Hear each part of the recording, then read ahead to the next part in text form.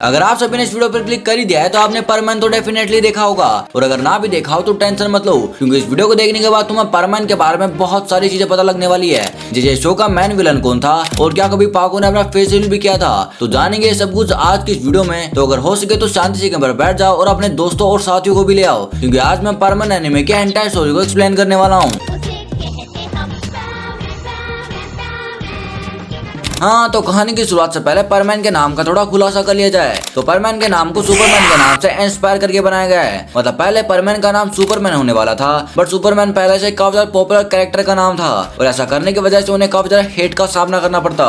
लेकिन परमैन वालों ने सुपरमैन नाम का पीछा अभी तक नहीं छोड़ा था। मतलब इनकी कम्युनिटी में कुछ दिमागदार लोंडे रहा करते थे जिन्होंने सुपरमैन नाम के टुकड़े कर दिए, जिनमें से उन्होंने सू को तो हटा दिया और जो बचा था वो था परमैन। अब भाई परमैन काफी ज्यादा यूनिक और रेयर नाम था, इसलिए उन्होंने परमैन का नाम परमैन रख दिया और इसीलिए आप परमैन को परमैन नाम से जानते हो। जोर जोर से बोल के लोगों को स्कीमें बता दे। हाँ, तो कहानी की तरफ बढ़ने से पहले अगर तुम मेरे पुराने व्यूअर हो तो आपको मेरी आवाज में बहुत ज्यादा अंतर नजर आ रहा होगा, और ऐसा इसलिए क्योंकि उस टाइम पर मैं बीमार था और वॉइस की क्वालिटी भी बहुत ज्यादा खराब आ रही थी। लेकिन इस टाइम पर मैं एकदम झकास हूँ और वॉइस तो तुम सुन ही रहे हो।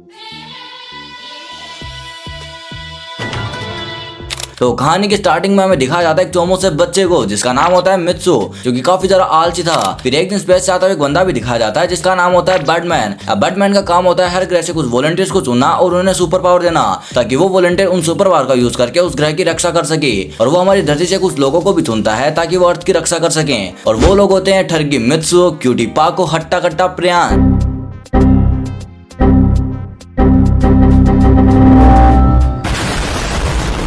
इस लौंडे का नाम जो भी है मेरे से सही से प्रोनाउंस नहीं होता, इसलिए मैं हट्टा कट्टा बंदा बोलूंगा। और आखिरी होता है ये बंदर बूबी। अब इन चारों में बैटमैन को पता नहीं क्या बात दिखी थी जो शायद मुझे ना दिख पाई। तो ये थी कहानी के बाहर की बात। अब बढ़ते हैं अंदर की तरफ, और जो कैरेक्टर बाकी रह गए उनके बारे में तुम्हें स्टोरी के आगे पता लगता ही जाएगा। तो इस शो के पहले एपिसोड में मित्सु जो कि परमैन था वो अपने दोस्तों के सामने डिंगे हाँकता है कि परमैन मेरा खास मित्र है, और वो अपने दोस्तों को ये बता नहीं पाता है कि वो ही परमैन है, क्योंकि बैटमैन ने उसे अपनी आइडेंटिटी बताने के लिए मना किया था। लेकिन उसके दोस्त उसकी बात मानते भी नहीं है, जिसके बाद वो अपने घर पर चला जाता है और घर पर जाने के बाद अपना रोबोट खोलता है जो कि उसमें ट्रांसफॉर्म हो जाता है। अब वो रोबोट उसे बैटमैन ने दिया था ताकि जब वो परमैन बनकर लोगों की मदद करता रहे तब वो रोबोट मित्सु बनकर रहे। बट ये नालायक बच्चा उससे अपने घर के काम भी करवाता था, जैसे झाड़ू, पोछा और भी बहुत सारी चीजें। और उस दिन वो खुद तो खेलना चला जाता है लेकिन उसे अपना होमवर्क करने के लिए बैठा देता है। लेकिन उसकी छोटी बहन उसे बाहर जाते हुए देख लेती है और वो अपनी मम्मी को आकर बताती है। इसके बाद उसकी मम्मी मित्सु के रूम में जाती है, लेकिन ये बच्चा तो वहां पर पढ़ रहा था। अब उसे देखकर वो सोचते कि मित्सु पढ़ाकू बच्चा बन गया है, लेकिन उन्हें कौन बताया कि मित्सु तो अपने नालायक दोस्तों के साथ खेलने के लिए गया है। अब खेलने के लिए इतना ज्यादा कॉन्फिडेंस देकर मुझे भी लगा कि ये बंदा खतरनाक वाला प्लेयर होगा, लेकिन ना तो इससे फील्डिंग की जा रही थी ना ही बैटिंग। अब मेरी तरह दो और बच्चों को गुस्सा आ जाता है और उसे बोलने लगता है कि पहले तो बहुत ज्यादा फेंक रहा था कि मैं ऐसे सके मारता हूँ, लेकिन यहाँ पर तुझसे बॉल भी टच नहीं की जा रही। जिसके बाद ये भी गुस्से में आ जाता है और झाड़ियों के पीछे चला जाता है और अपने आप को परमैन का रूप धारण करके फिर से मैदान में पहुंच जाता है। और मैदान वाले से देखकर ज्यादा चौंकते नहीं है, क्योंकि उस टाइम पर परमैन का इतना ज्यादा क्रेज भी नहीं था। इसके बाद मैच को शुरू किया जाता है और ये हट्टा कट्टा बंदा पहली बॉल फेंकता है। अब पहली बॉल परमैन के बैट को छूते ही आसमान में की तरफ चली जाती है। अब आसमान की तरफ बूबी आ रहा होता है जो कि इस बॉल को कैच कर लेता है। अब बूबी का कैच नहीं माना गया क्योंकि वो किसी भी टीम का मेंबर नहीं था। इसके बाद इस बॉल को रद्द किया जाता है और बॉलर दूसरी बॉल फेंकता है। अब अंजाम एकदम सेम ही था क्योंकि परमैन के पास इंसानों से कई गुना ज्यादा पावर थी। इसके बाद बारी आती है परमैन के बॉल फेंकने की, और ये टिंगू सा लोंडा परमैन को अगर बोलता है कि तुम बॉल फेंकने की प्रैक्टिस कर लो, मैं विकेट कीपिंग का काम करता हूँ। अब मुझे बेसबॉल के बारे में बहुत सारी चीजें नहीं पता, इसलिए मैं क्रिकेट के नाम बोल रहा हूँ ताकि तुम्हें सुनने में और मुझे एक्सप्लेन करने में आसानी हो। हाँ, तो बढ़ना है मैच की तरफ। तो भाई परमैन पहली बॉल फेंकता है जिसकी स्पीड इतनी ज्यादा होती है कि टिंगू सा बच्चा दीवार के आर पार चला जाता है। इसके बाद वो भी आता है और बोलता है कि तुम्हें जितना दम है तुम उतना लगा, मैं कहीं पर भी नहीं खिसकूंगा। इसके बाद परमैन और वो भी एक ही टीम में हो जाते हैं और एक एक करके सभी को आउट कर देते हैं और बच्चा पार्टी मैच जीत भी जाती है और परमैन और वो भी वहां से निकल पड़ते हैं। इसके बाद सेकंड एपिसोड में हमें दिखा जाता है कि एक बिल्डिंग में आग लग चुकी थी जहां पर बहुत सारे बच्चे फंसे हुए थे और वहां पर उन्हें बचाने आता है परमैन। अब उन्हें बचाने के बाद परमैन वहां से जा भी सकता था, लेकिन यह बंदा मीडिया का इंतजार करता है ताकि इसकी पब्लिसिटी हो सके। क्या गुंडा बनेगा रे तू? अब ये घटना मित्सु मतलब परमैन के घर पर भी टेलीकास्ट की जा रही थी, जहां पर उसकी छोटी बहन और मम्मी यही कार्यक्रम देख रही थी और वो परमैन को देखकर बोलती है कि परमैन की उम्र मित्सु जितनी ही है और ये परमैन पूरी दुनिया की मदद करता है और काफी ज्यादा जेंटल पर्सन है। लेकिन मित्सु नालायकों की तरह पूरा दिन पड़ा रहता है और खाता ही रहता है। अब उन्हें कौन बताया कि मित्सु ही परमैन है या फिर परमैन ही मित्सु है।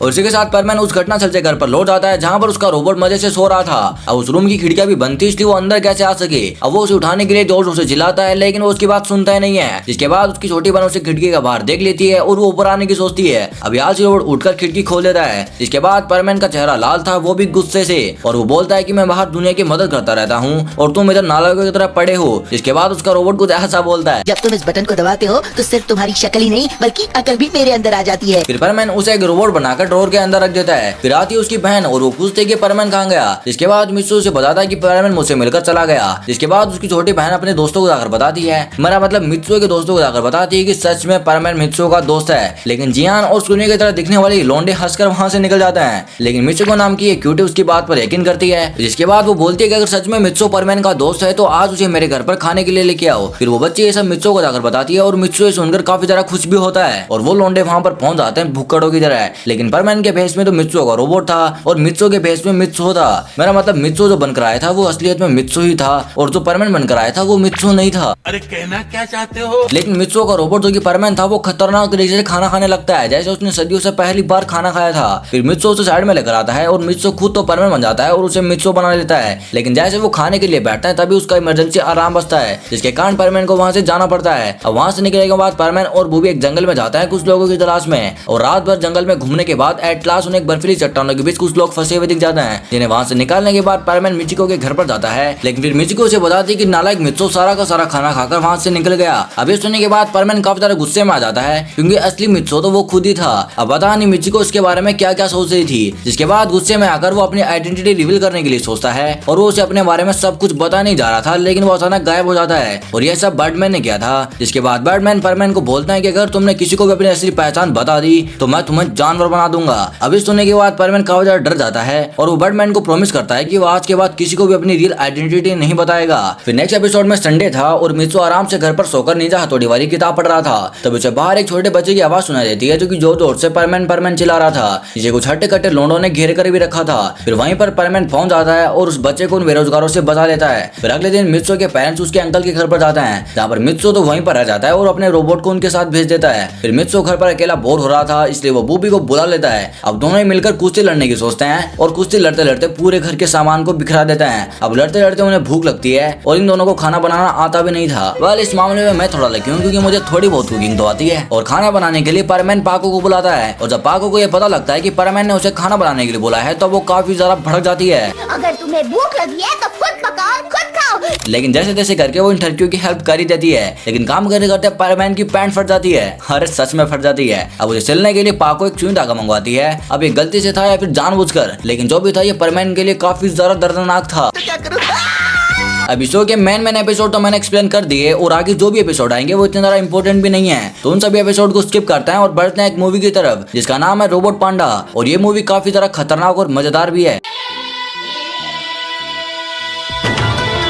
मूवी के स्टार्टिंग में हमें दिखाया जाता है जियान और सुनी की तरह दिखने वाले इन दोनों बंदों को और ये मूवी में आते ही एकदम बदल ही जाता है। मतलब पहले स्टिंगू की हाइट इतनी थी अब ये इतना ज्यादा लंबा हो चुका है। हाँ मैं समझ गया, जरूर इसकी मम्मी ने इसे कॉम्प्लेन दिलाया होगा। और इसके नेक्स्ट सीन में हमें दिखाया जाता है मित्सु को जो कि परमैन बनकर अपने स्कूल में चला जाता है जहाँ पर बहुत सारे बेरोजगारों की भीड़ लग जाती है और वो सभी परमैन से उसका नाम काम धाम सब कुछ पूछने लगते हैं और परमैन उन्हें बताने वाला होता है लेकिन उसे बर्डमैन की याद आ जाती है जिन्होंने पिछली बार उसे एक मेंढक बना दिया था। फिर वो उन सभी को नहीं बताता है और वहाँ से निकल जाता है। और इस नेक्स्ट सीन में हमें दिखाया जाता है पाको को जो कि परमैन का इंतजार कर रही थी। अब जैसे ही परमैन वहाँ पर आता है वो परमैन को खतरनाक वाला तमाचा मारती है और वो सभी वहाँ से निकलकर चोरों को पकड़ने के लिए चला जाते हैं। अब उन चोरों को पकड़वाने के बाद परमैन अपने घर पर लौट ही रहा होता है तभी एक आंख वाली मिसाइल उसका पीछा करने लगती है जिससे परमैन पहली बार तो बच जाता है लेकिन उस मिसाइल में एक ऑर्डर सेट किया गया था परमैन के पीछा करने का। अब जैसे जैसे करके परमैन उससे बचकर वहाँ से भागने लगता है लेकिन मिसाइल उसका पीछा करने लगती है और उसे थक कर परमैन गिर रहा होता है तभी हट्टा कट्टा लोंडा वहाँ पर पहुंच जाता है और वो इस मिसाइल को पकड़कर उसे पिचका देता है। फिर वहाँ से परमैन अपने घर पर चला जाता है और दूसरी तरफ हम देखते हैं कि चोर और साइंटिस्ट अपना हाथ मिला लेते हैं और एक दूसरे के साथ मिलकर एक पांडा रोबोट बनाते हैं जो कि एकदम खतरनाक होता है और वो उसका नाम रखते हैं रोबोटिक पांडा। अब ये पांडा शहर में तोड़फोड़ मचा देता है। अब उस शहर को बचाने के लिए आते हैं हमारे परमैन लेकिन उनमें मित्सु नहीं होता।